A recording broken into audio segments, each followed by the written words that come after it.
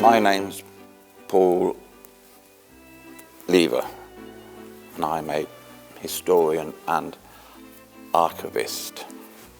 The Deaf Club originated in 1853 through a group of hearing people who wanted to provide education and make sure that deaf people had access to religion. And then from that, deaf people met themselves in groups.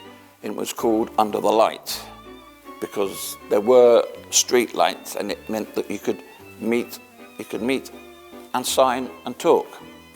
The positives, it made deaf people aware they were a community.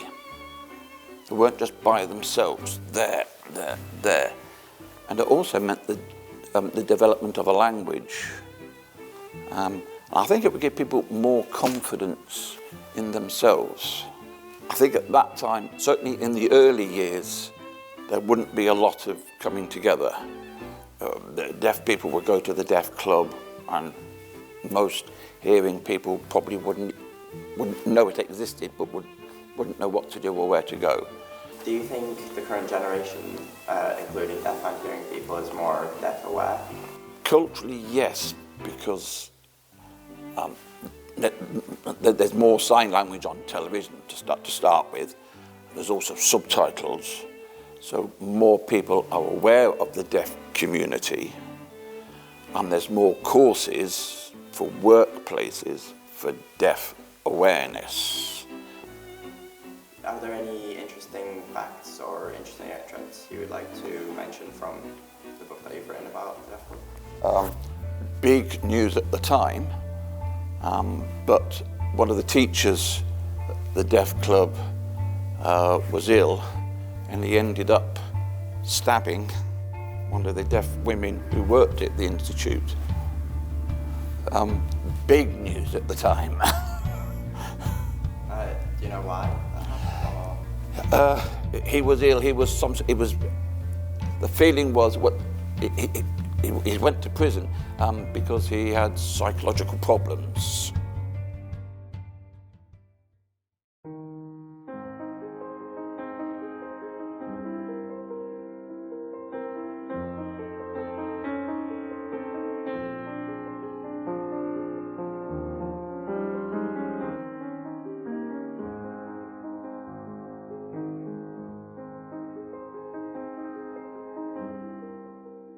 Hello, my name's Sarah Regan.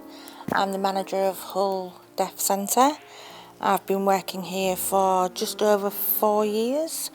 My background and history is working with deaf people for collectively about 15 years.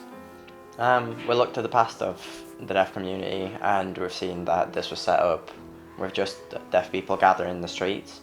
Do you think technology and phones and the internet has drawn the deaf community and hearing community together? Definitely.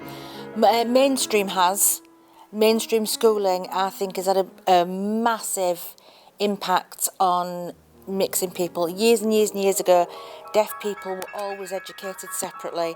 There was separate deaf schools. Regardless of whether they were oral or signing, they were segregated. And that had both positive and negative effects. Negative because no one should be segregated because they're different, nobody. However, it gave the deaf community a sense of culture and importance in themselves. So they met together and they set up clubs and groups, and it was empowering for them. Now, lots of deaf students have hearing friends, whereas before, my father's deaf, so I grew up in a deaf family. He never had any hearing friends, only people he worked with. All his friends were deaf. But nowadays, which is as it should be, everybody's more integrated. And which app do you use the most to communicate with deaf people? Oh, the most I'd say probably WhatsApp. WhatsApp, I use it more than anything. More people have it. You can video call on it, which is important. You can record short films and send that, which is also important. And if I don't have an iPhone, and some do, so it makes, you know, calling people harder. So it's a perfect medium to use. Okay. It's got a positive effect on the deaf community, in my opinion. It makes deaf people feel less lonely. They have a connection with someone from around the world if they wanted it. They can have that instant connection, FaceTiming somebody. They don't feel alone. So yes, they don't need to come to the deaf centre as much. But technology affects everything, and it develops, and that's how things progress for the future. So it does have some effects, but not all negative. Well, do you think it should be easier for deaf people to make appointments with like the NHS through technology, like calls? Definitely. How would you make it easier? I have had multiple meetings on this topic. The problem with the NHS is it's regional. It's not UK wide with the same technology. They use different systems, and they're not all the same.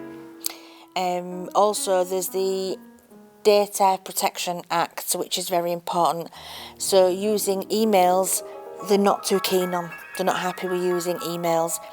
They will text someone information, but the deaf person can't reply. So they don't have the ability to change appointments and things unless it's set up beforehand, and you need a hearing person to set it up beforehand.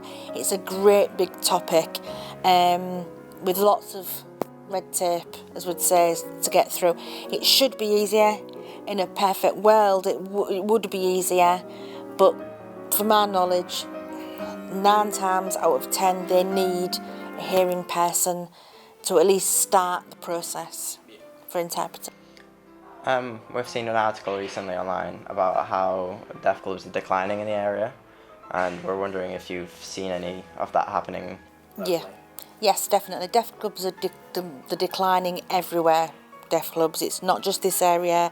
It's I'd say it's probably in the whole of the UK.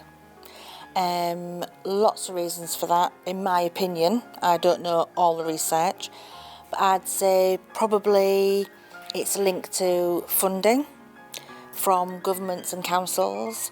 It's linked to education and mainstream schooling.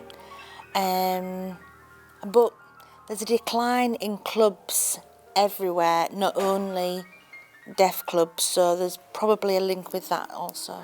But yes, I have noticed a difference. Do you have the funds to keep up to date with the latest technology? No. Does anyone have the funds to go out and buy the newest, Mac or something? No one has that. We fundraise all the time if we need anything important. The building is important. It's an old building and it needs a lot of repairs. Paying the gas and the electric is also important. So technology is right at the bottom of the queue there. But it doesn't mean we don't have it. We have 2 up-to-date computers that can be used by the deaf community. But most of the deaf bring their own technology. They have iPads and they connect to our Wi-Fi when they come in the building. So it varies. If someone can match fundraising, we'll generally do that. So if they want something bad enough, they'll raise the funds and match. And do you think it is easier to learn sign language with technology now? It's easier to practice if you're using YouTube and things. I wouldn't agree with learning it from only the internet and technology. I am definitely saying you need a person to teach you sign language. It's so different, and you need to learn it from a person you can watch. Especially, for example, BSL, which is British Sign Language, is totally different to ASL, which is American Sign Language. So if you don't know that information and you just start on the internet to look on YouTube and you're watching ASL by mistake and you don't know, so you need a person to start you off, but it's a good tool to practice. You can get it wrong. You need Yeah, you need guidance. Yeah. Okay. Tàn nó bằng thằng Begitu. Dapat cái đó tiền khách non tiền chắc tiền ở ba tờ đôi khách non tiền khăn hương trang trong trái được tất cả các khách non tiền tất cả nó tiền begitu. Ta siapa begitu. Ta siapa mau jalan Apple di Apple. ôi thì bè ở bên ốc trường văn tiền đã hà ở phòng Bahu as on observe that tahu abu keberiti. nhà tới trường Wow, bon. học thật trường bằng ở ngoài thật trường ở ngoài thì đồ bằng thì tốt cả các trường